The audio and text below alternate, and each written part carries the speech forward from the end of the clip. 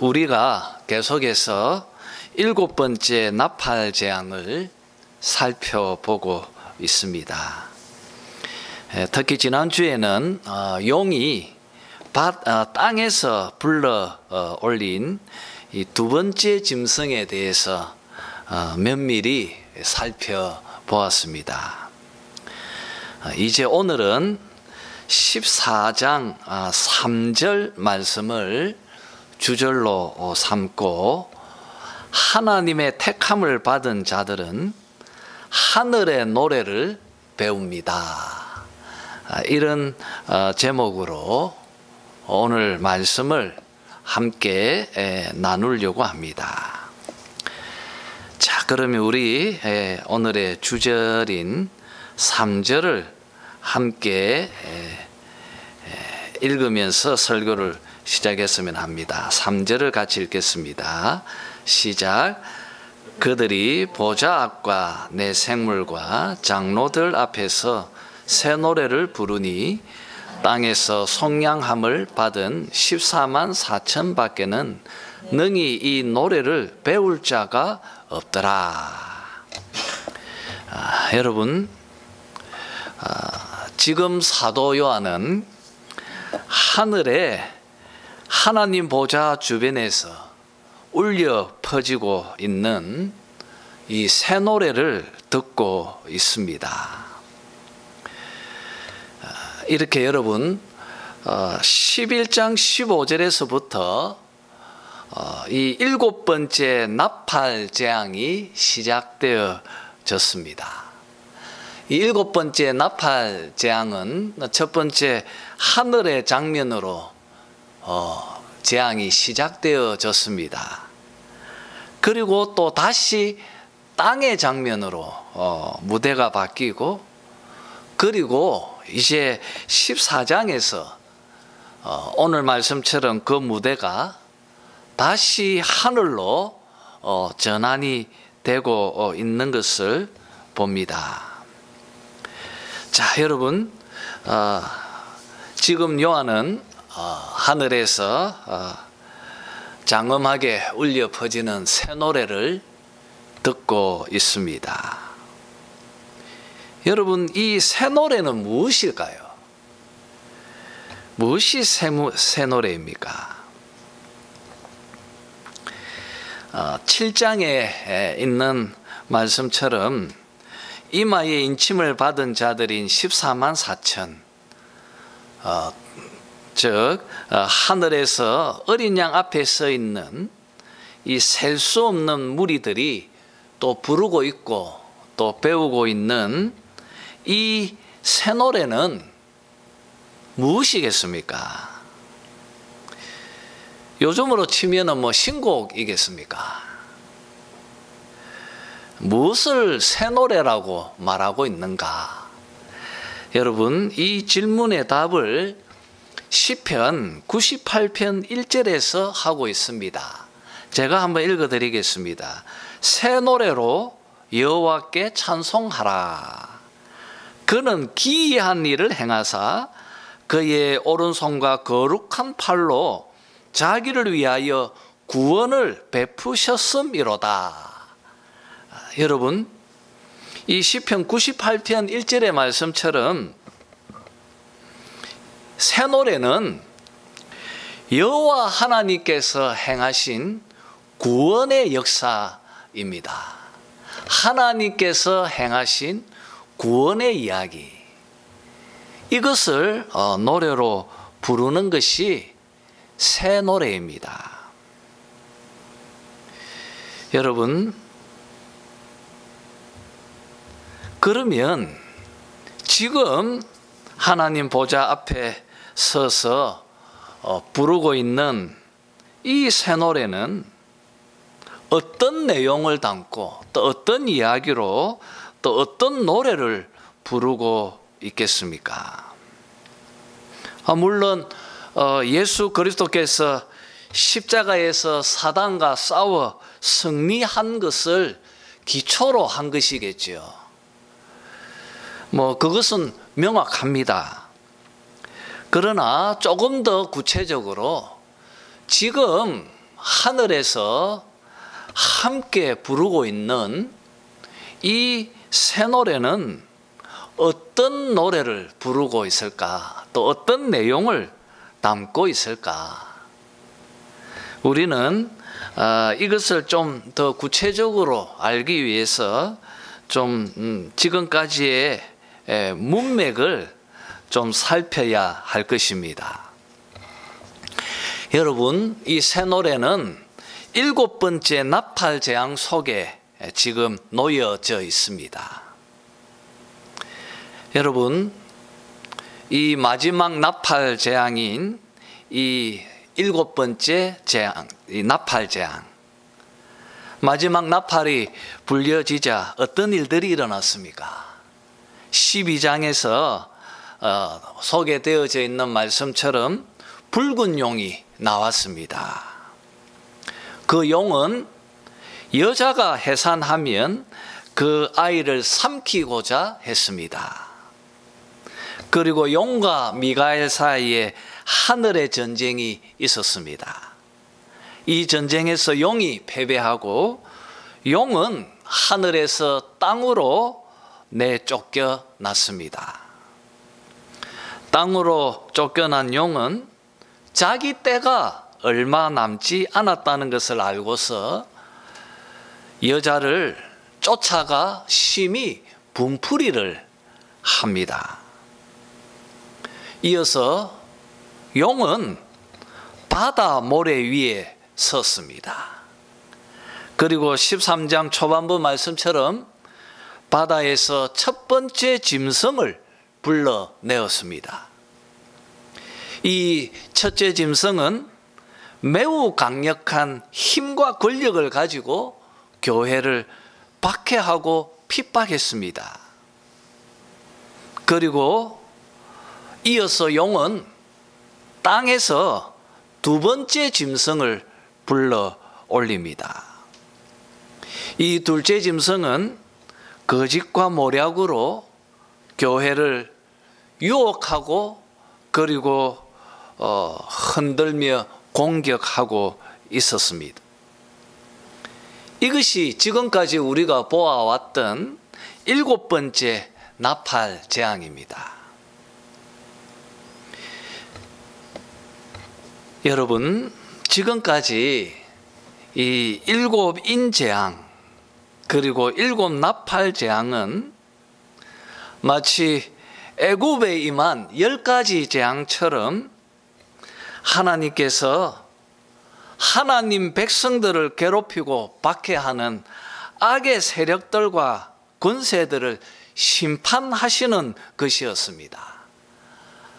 그렇죠, 여러분. 하나님께서 모세를 통하여서 바로를 심판하시기 위해서 애굽에 10가지 재앙을 내리심처럼 하나님께서 이 땅에 교회를 하나님 백성들을 괴롭히는 이 악의 권세들을 심판하시기 위해서 7인 재앙 그리고 7 나팔 재앙을 주셨던 것을 보게 되어졌습니다. 하나님께서는 전쟁과 기근 또 천재지변을 통하여서 그들을 심판하셨습니다. 그런데 그 심판 속에서 이 땅에 남은 교회 역시도 큰 영향을 받는다는 것을 우리가 보았습니다. 그래서 하나님의 허락 속에서 교회는 이 땅의 악의 세력들에게 고통을 겪고 또 많은 어려움을 겪습니다. 바로 이렇게 교회의 핍박과 고난, 고통에 대한 원인을 설명하고 있는 것이 바로 우리가 나누고 있던 이 7번째 나팔 재앙이었습니다. 여러분 어떻습니까? 용과 두 짐승이 날뛰고 있는 이 세상 속에서 힘겹게 광야길을 걸어가고 있는 교회가, 그리고 우리들이, 또 내가 이 용과 두 짐승과 싸워서 이길 수 있겠습니까? 여러분, 이 세 짐승들은 너무나 강력한 힘과 능력을 가지고 있습니다. 이 싸움에서 이기기가 좀 힘들어 보여집니다. 지난주에 본 것처럼 짐승의 표를 받지 않으면 먹고 살 길이 어려울 만큼 광야의 삶은 힘겹고 고통스럽습니다. 이런 교회의 절망이 극에 달한 그 시점에서 하나님께서 사도 요한을 통하여서 14장 1절의 말씀을 우리에게 들려주고 있습니다. 도무지 이 용과 두 짐승과 싸워서 이 영적 싸움에서 승리할 자신이 없는 것처럼 절망에 다다랐을 그때 요한은 우리에게 14장 1절의 말씀을 주고 있습니다.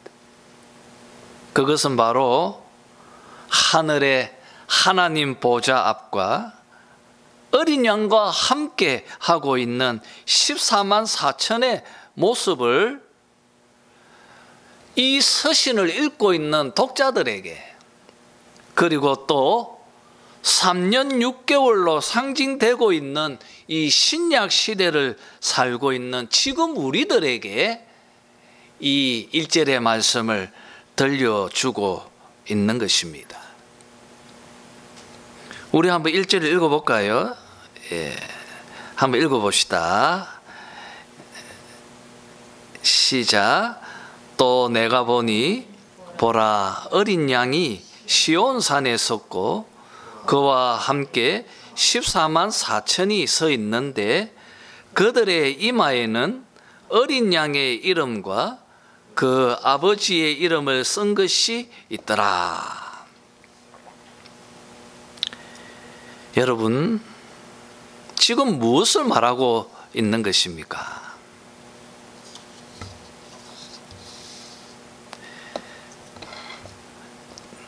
이 말씀은 너희들이 비록 이 땅에서 용과 두 짐승에게 극심한 핍박을 당하고 있지만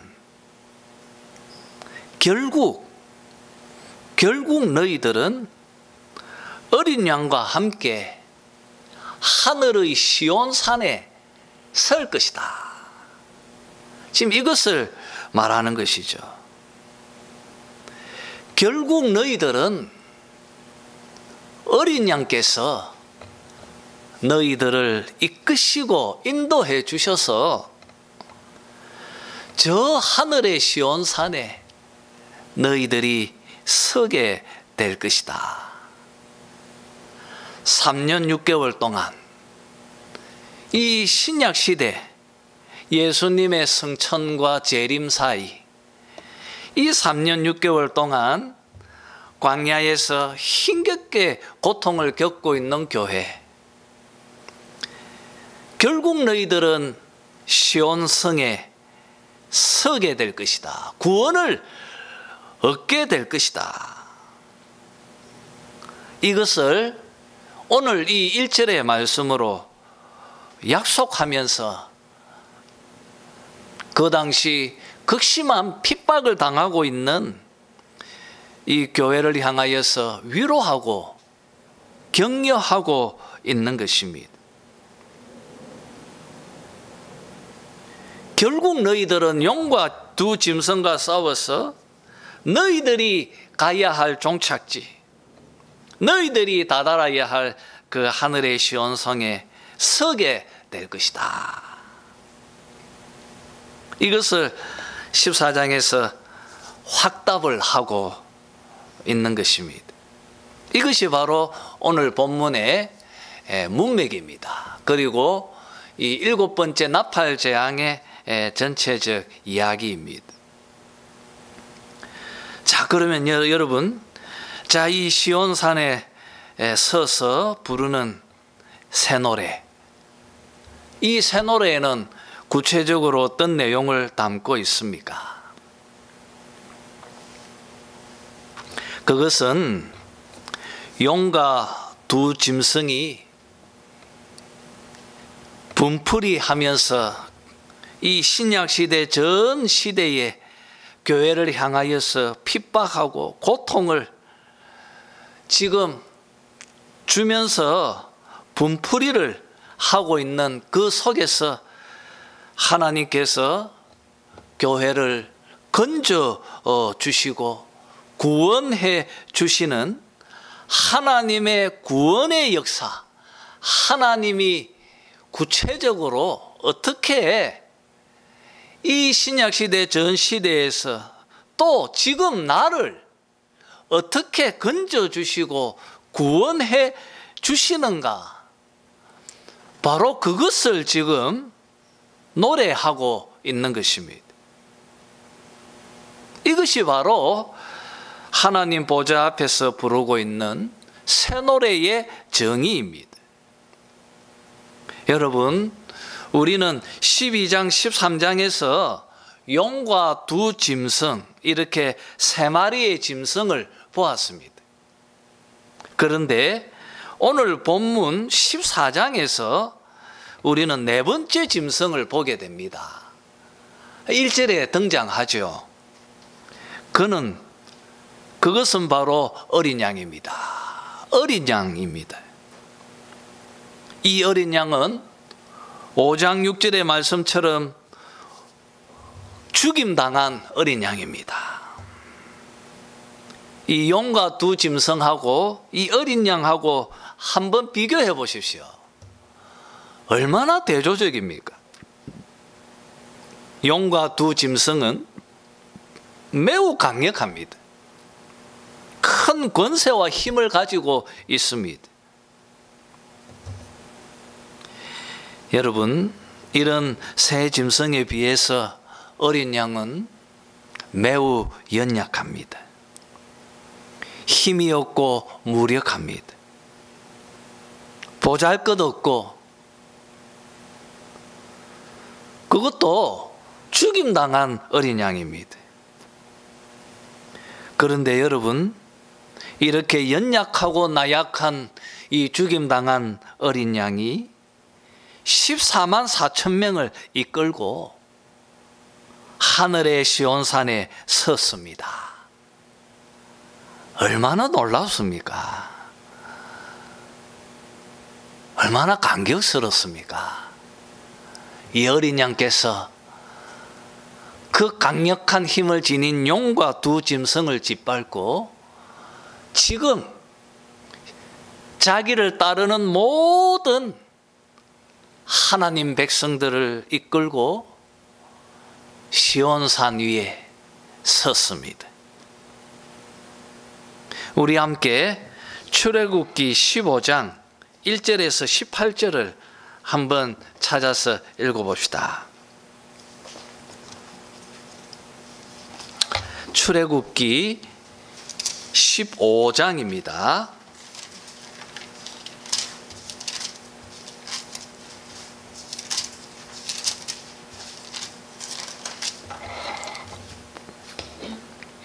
모세의 노래인데요.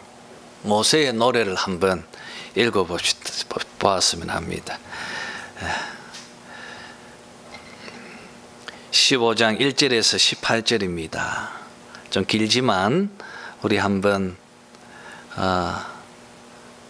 여러분이 바로 홍해를 건너 건너편에서 하나님의 구원하심을 노래하는 이 백성들 가운데 함께 있다고 생각하면서 읽었으면 합니다. 제가 먼저 1절을 읽겠습니다. 교독하며 읽죠. 이때에 모세와 이스라엘 자손이 이 노래로 여호와께 노래하니 일렀으되 내가 여호와를 찬송하리니 그는 높고 영화로우시며 말과 그 탄 자를 바다에 던지셨음이로다. 여호와는 나의 힘이요 노래시며 나의 구원이시로다. 그는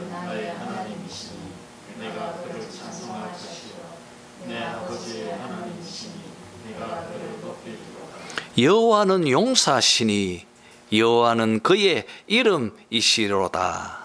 그가 바로의 병거와 그의 군대를 바다에 던지시니 최고의 지휘관들이 홍해에 잠겼고 깊은 물이 그들을 덮으니 그들이 돌처럼 깊음 속에 가라앉았도다. 여호와여 주의 오른손이 권능으로 영광을 나타내십니다.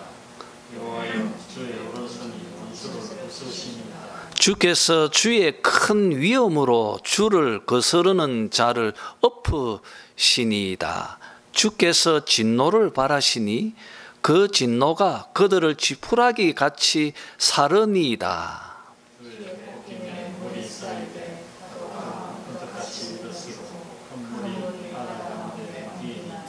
원수가 말하기를 내가 뒤쫓아 따라잡아 탈취물을 나누리라. 내가 그들을 말미암아 내 욕망을 채우리라. 내가 내 칼을 빼리니 내 손이 그들을 멸하리라 하였으나 주께서 바람을 일으키시며 바다가 그들을 덮으니 그들이 그 센 물에 납같이 잠겼나이다. 여호와여 신중에 주와 같은 자가 누구니까? 주와 같이 거룩함으로 영광스러우며 찬송할 만한 위엄이 있으며 기이한 일을 행하는 자가 누구니까? 주께서 오른손을 드신 즉 땅이 그들을 삼키며 주의 인자하심으로 주께서 구속하신 백성을 인도하시되 주의 힘으로 그들을 주의 거룩한 처소에 들어가게 하시나이다.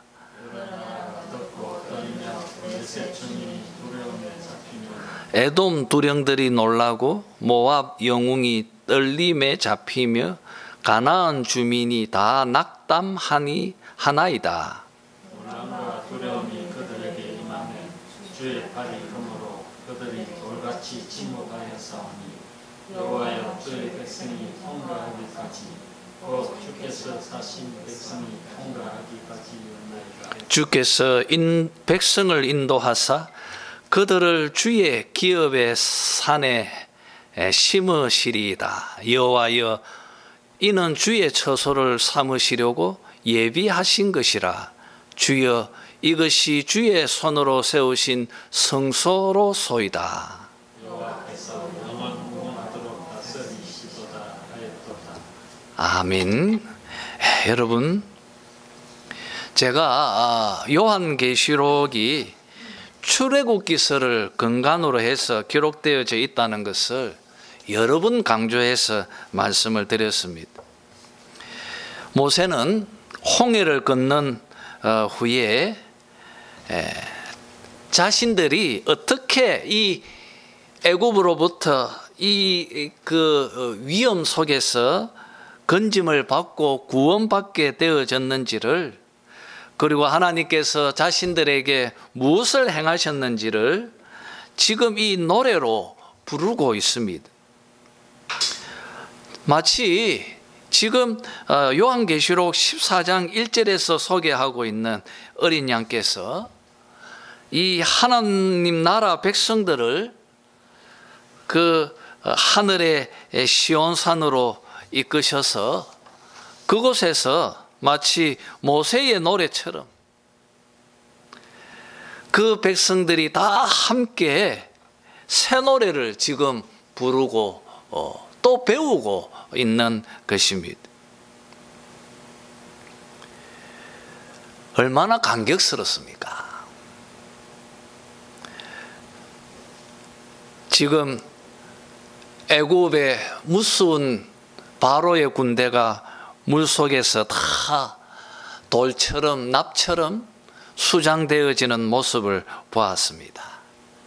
그들은 홍해에서 건짐을 받고 지금 반대편 언덕에 서서 이 모세의 노래를 듣고 있습니다.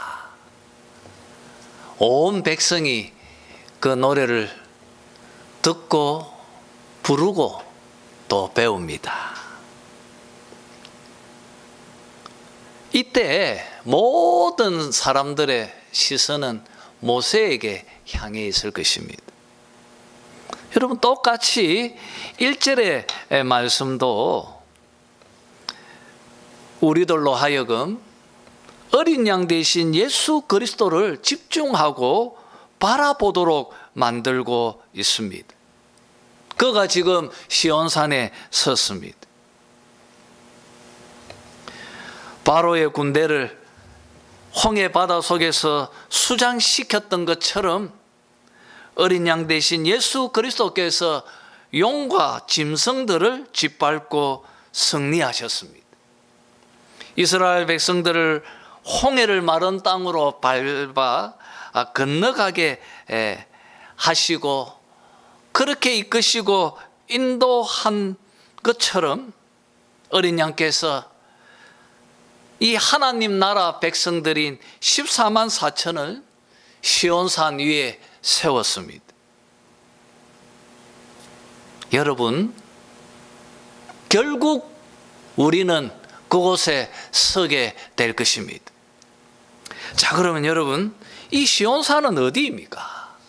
시온산은 어디입니까? 2절 3절에서 잘 말하고 있죠. 요한은 1절에서 어린 양과 14만 4천이 시온산에 선 것을 보았습니다. 눈으로 보았습니다. 그리고 또 이제 2절 3절에서 듣고 있습니다.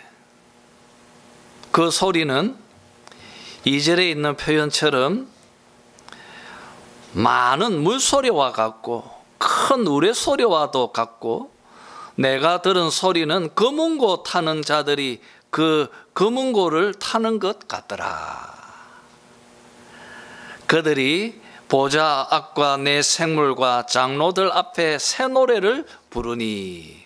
이렇게 여러분, 맑은 소리, 이 2절에서 나오고 있는 이 표현은 출애굽기서에서는 주로 하나님이 임재하실 때 사용되어지는 상징적 소리들입니다.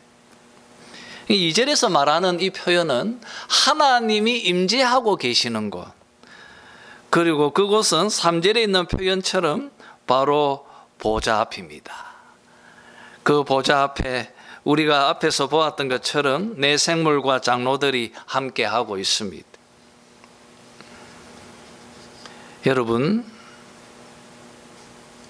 이렇게 장엄하게 울려 퍼지고 있는 새 노래, 이 하나님의 구원의 노래, 하나님께서 어떻게 우리를 이 땅에서 건져주시고 구원해 주셔서 저 시온산에 세우셨는지 그 노래를 부르고 있습니다. 하늘의 시온산에 서서 이 노래를 듣고 또 부르고 있습니다. 자, 그러면 여러분, 이 새 노래를 누가 부르고 있습니까? 누가 부르죠? 물론 오늘 본문은 거기에 대해서 명확히 말하고 있지만 우리가 한 번 더 같은 말씀을 찾아서 읽었으면 합니다. 히브리서 12장입니다. 히브리서 12장 22절에서 24절 말씀입니다.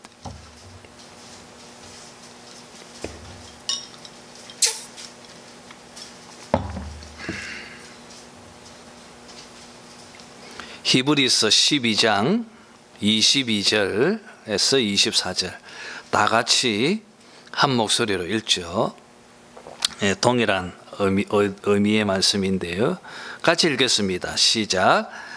그러나 너희가 이룬 곳은 시온산과 살아계신 하나님의 도성인 하늘의 예루살렘과 천만 천사와 하늘에 기록된 장자들의 모임과 교회와 만민의 심판자이신 하나님과 및 온전하게 된 의인의 영들과 새 언약의 중보자이신 예수와 및 아벨의 피보다 더 나은 것을 말하는 뿌린 피니라.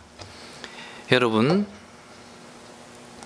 너희가 이른 곳 시온산, 그곳에 살아계신 하나님의 도성, 하늘의 예루살렘, 그곳에 천군 천사, 그리고 하늘에 기록된 장자들, 또 교회와 만민의 심판자이신 하나님과 및 온전하게 된 의인의 영, 새 언약의 중보자이신 예수와, 그리고 아벨의 피보다 더 나은 것을 말하는 뿌린 피, 무엇이죠? 순교자이죠. 이들이 하늘에서 이 새 노래를 부르고 있습니다. 이들이 바로 14만 4천입니다. 여러분이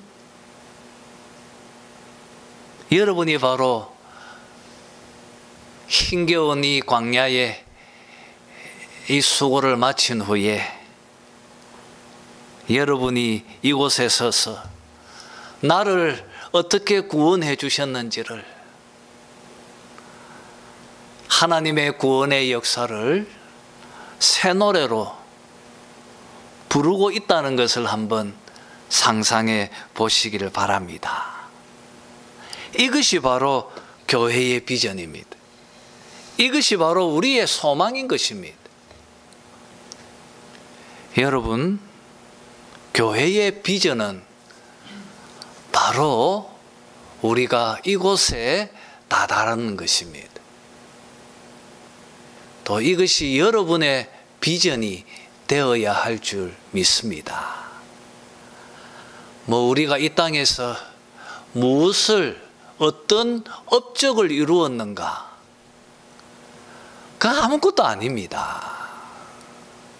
여러분 마음에 내가 이 땅에 살면서 이름 한 자 남겨야지, 아니면 뭔가 큰 업적을 남겨야지, 여러분 그런 생각을 버려버리십시오.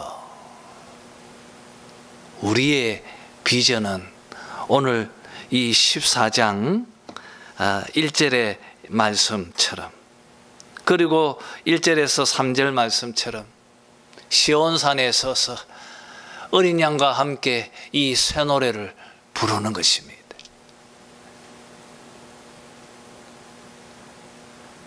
얼마나 감격스럽겠습니까? 자, 그런데 여러분, 여기 3절에서 좀 특이한 점이 있습니다. 3절을 보시면요, 그냥 그들이 보좌 앞과 내 생물과 장로들 앞에서 새 노래를 부르니 땅에서 속량함을 받은 14만 4천 밖에는 능히 이 노래를 부를 자 없더라. 이렇게 말하면 깔끔하게 끝날 것 같은데요. 부를 자 없더라. 이렇게 해버리면 좋을 것 같은데, 그런데 3절에는 뭐라고 되어져 있습니까? 배울 자가 없더라. 배운다는 말을 쓰고 있습니다. 이것이 바로 이제 우리가 나누려고 하는 설교의 논점인 것입니다. 배운다. 왜 배운다는 말을 쓰고 있을까? 여러분, 요한이 이 책을 기록한 이유가 무엇이라고 했죠? 지금 이 땅의 교회가 로마 황제 숭배를 거부해서 이 로마로부터 극심한 핍박과 박해를 당하고 있습니다. 이런 교회를 향하여 위로하고 격려하기 위해서 이 책을 기록한 것이 아닙니까?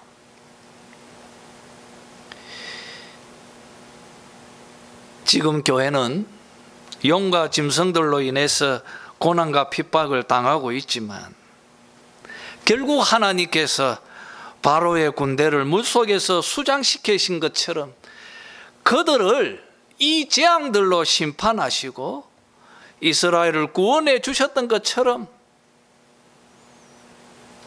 너희들도 하나님께서 결국은 건져 주실 것이다. 지금 그것을 말하고 있지 않습니까? 그런데 여러분, 한번 생각해 보십시오. 이스라엘이 홍해를 건넌 후에 끝이었습니까? 이 홍해 사건으로 광야의 여정이 끝난 것이 아니었습니다. 아직까지 여전히 그들에게는 광야의 길이 남겨져 있었습니다. 가나안 땅, 이 요단강을 건너서 가나안 땅까지 가기까지는 수많은 시련과 문제들이 이 광야길에 지뢰밭처럼 놓여져 있는 것을 우리가 알고 있습니다.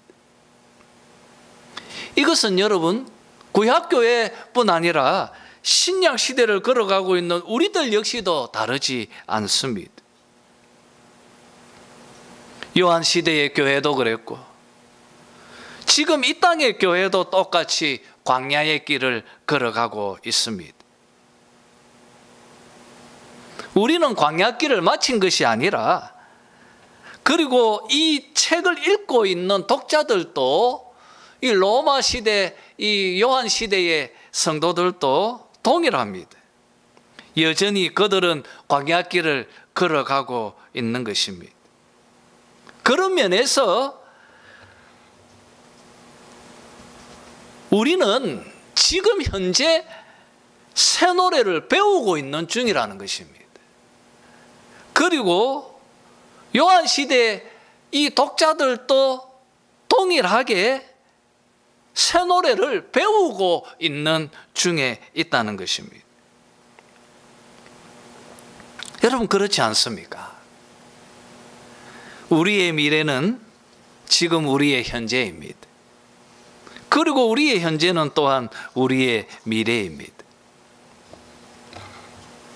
고난과 핍박 속에 있는 교회를 향하여 여러분,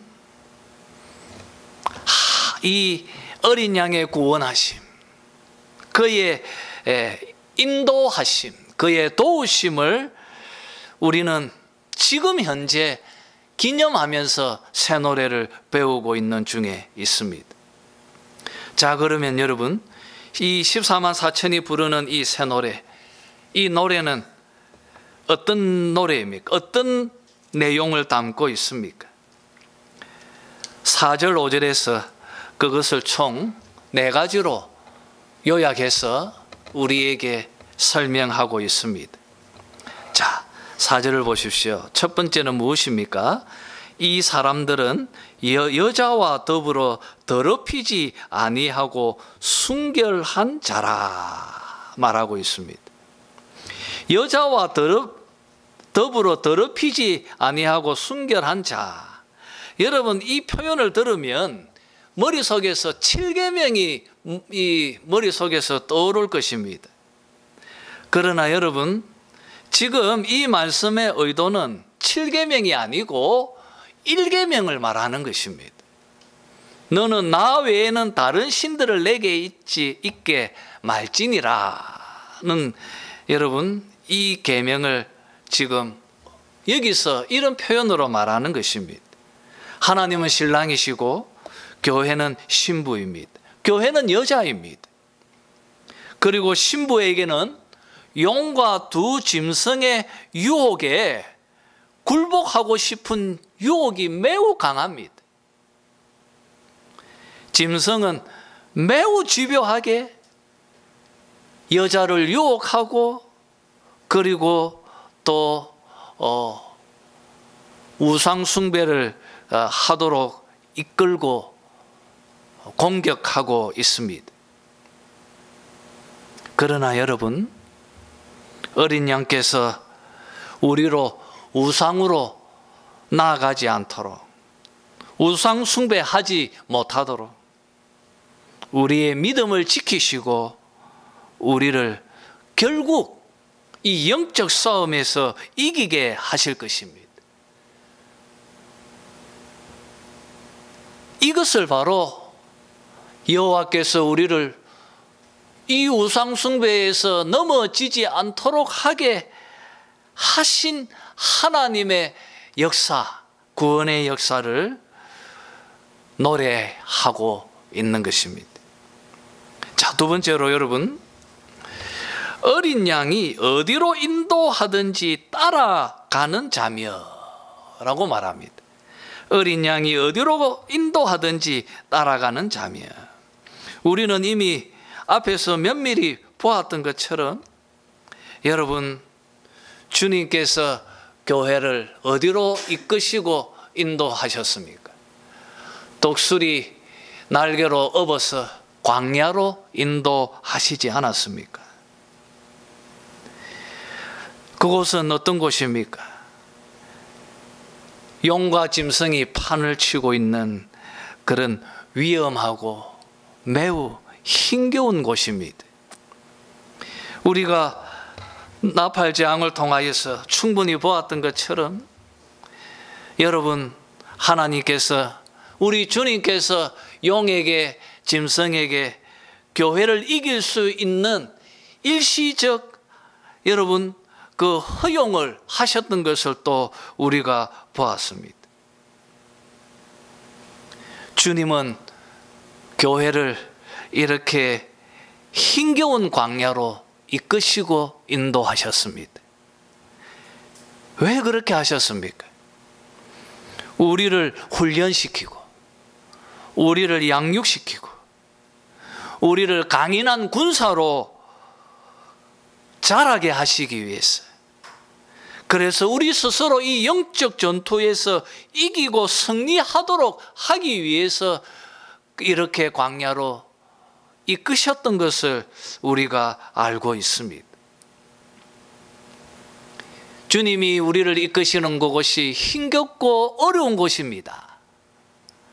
그러나 여러분, 그가 이기게 하실 것입니다.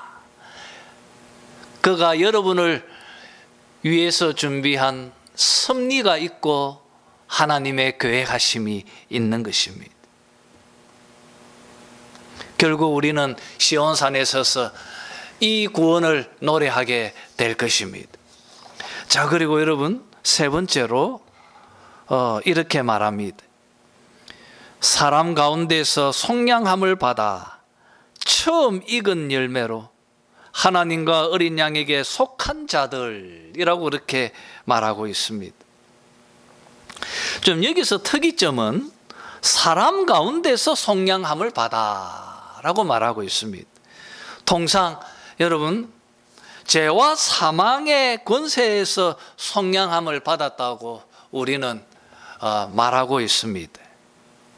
그런데 여기서는 죄와 사망에서라고 말하지 않고 무엇이라고 말합니까? 사람이라고 말합니다. 사람 가운데에서. 그 이유를 우리는 앞에서 이미 보았습니다.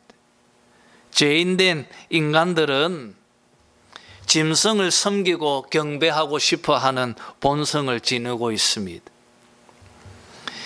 그러나 여러분, 하나님으로부터 인침을 받은 자들, 하나님의 택함을 입은 자들, 이 14만 4천, 여러분, 이들은 결코 짐승과 용을 경배하지 않을 것입니다. 그들을 숭배하지 않을 것입니다.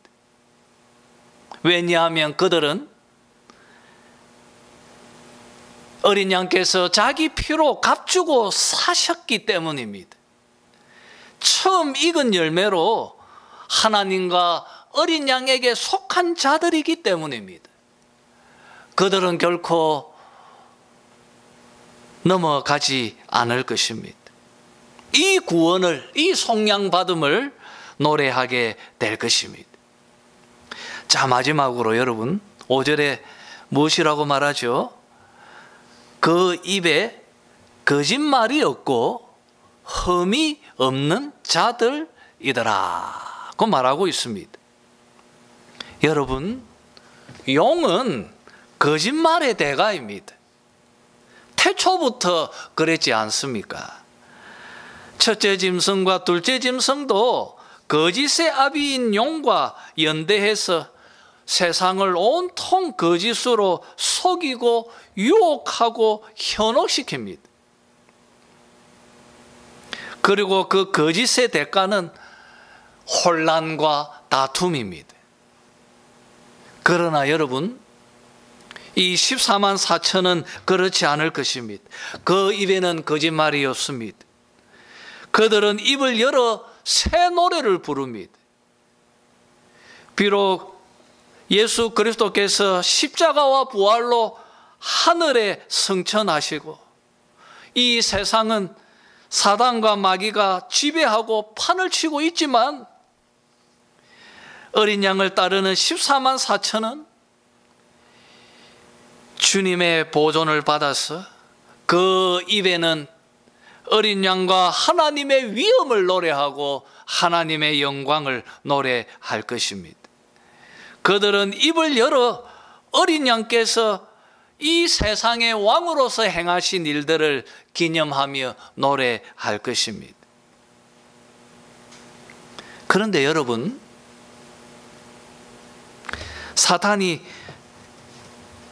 주장하고 있는 이 세상 속에서 우리들이 어떻게 거짓말을 안 하고 흠이 없는 삶을 살 수 있겠습니까?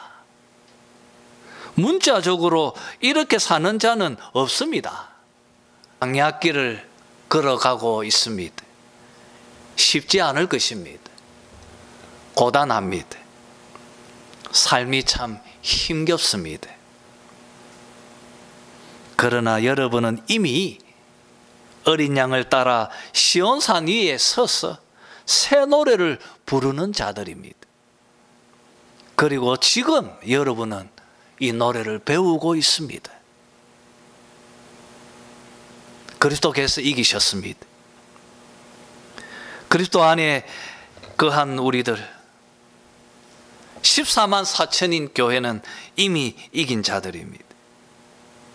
주님께서 재림하실 때 우리는 이 시온산의 소망을 직접 눈으로 확인하게 될 것입니다. 이 소망과 믿음이 여러분의 삶을 아름답게 시온산으로 이끄는 동력이 되시길 주님의 이름으로 축원합니다. 기도하도록 하겠습니다. 지금 여러분의 삶도